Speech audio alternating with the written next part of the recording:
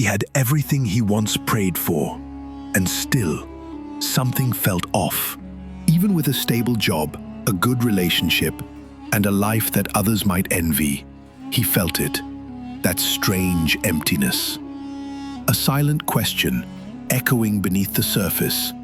Why does it still feel like something's missing? Marcus Aurelius knew this feeling.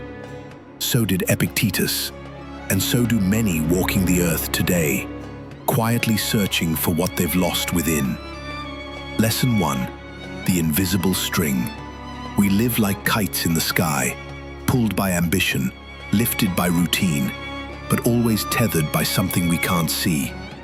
Expectations, fears, social scripts, all the invisible threads that guide our choices, without ever asking what we truly want.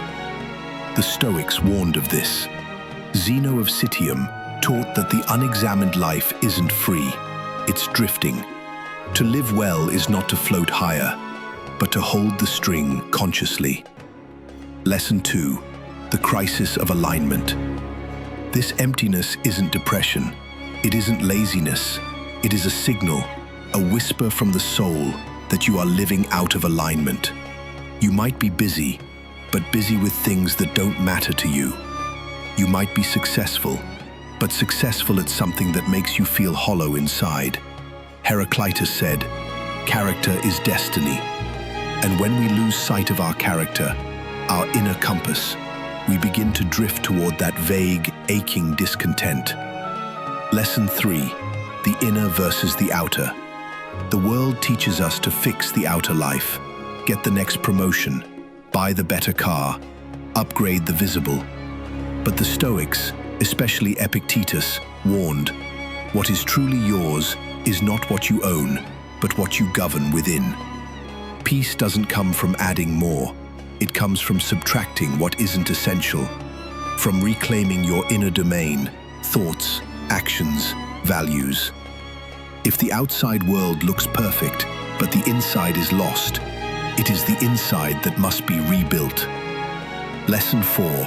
When the soul forgets itself.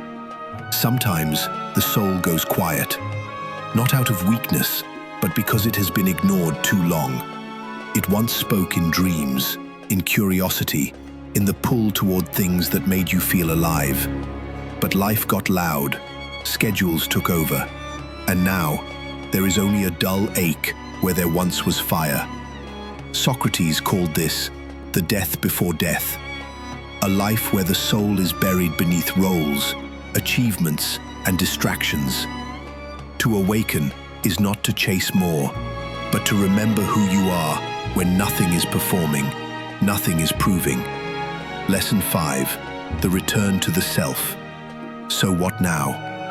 The Stoics offer no magic, but they do offer a door, a return to simplicity, to silence, to asking again, what is truly mine? Closing reflection. The emptiness is a teacher.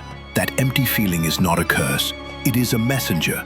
It comes when the soul is trying to wake you, not to punish you, but to remind you that you were meant for more than comfort. You were meant for clarity, for alignment, for a life that reflects your values, not your fears. So listen, not to the noise of the world, but to the silence inside, where the truth has always waited.